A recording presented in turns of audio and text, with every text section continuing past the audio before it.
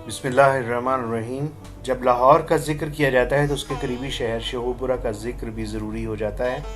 शेखुपुरा की कहानी कला शेखुपुरा के बग़ैर मुकम्मल नहीं होती। बादशाह लोग बड़े बादशाह होते हैं, अपनी मर्ज़ी से बस्तियां बनाते चले जाते हैं और अपनी मर्ज़ी से बस्तियां गिराते और जलाते चले जाते हैं। शेखुपुरा का इलाका जंगलात पर मुश्तमिल था, जिनमें शिकार के जानवर कसरत से पाए जाते थे।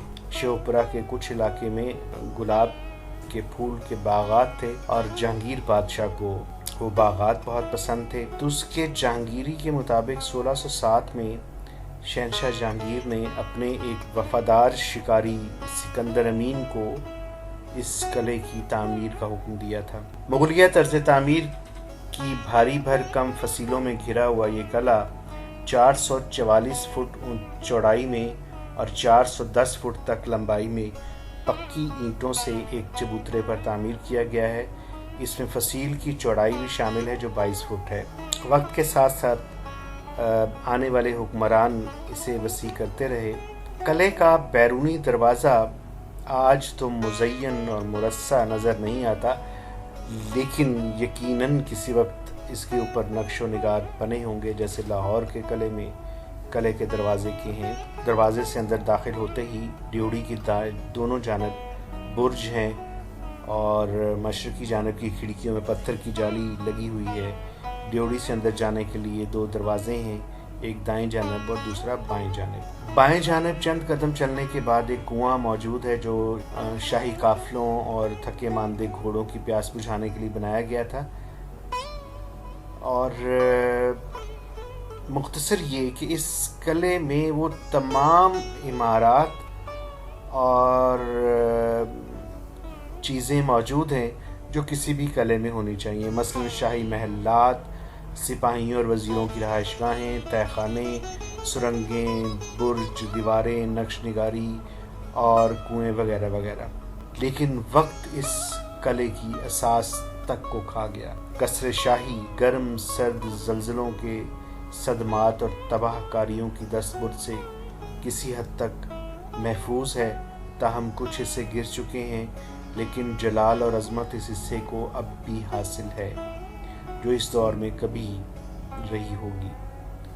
दीवारों पर हसीन व मुनक्किश तस्वीर अभी भी मौजूद हैं। फ़ारसी अशार की खत्ताती आज भी दिल को भाती है और दीवारों पर नफीस और नाजुक नकूश को देखकर अकल आज भी दंग रह जाती है।